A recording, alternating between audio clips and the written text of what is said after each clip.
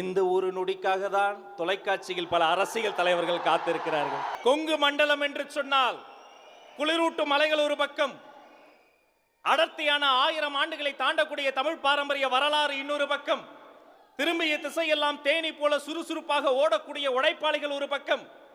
இத்தனை நாட்களாக கொங்கு மண்டலம் என்று சொன்னால் அங்கு பாசம் இருந்தது, நேசம் இருந்தது, பண்பு இருந்தது.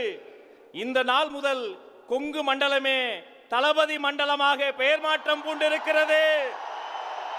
இந்த கொங்கு மண்டலத்தில் இருந்து அன்று ஒரு ஈரோட்டு கிழவர் வந்தார், தமிழ்நாட்டின் திசை மாறியது. இன்று இதே கொங்கு மண்டலத்திற்கு மக்கள் கடலில் நீந்தி நீந்தி இதோ உங்கள் முன்னால் பேசுவதற்காக உங்கள் அண்ணன், உங்கள் தம்பி, உங்கள் வீட்டு பிள்ளை வெற்றி தலைவர் வருகிறார்.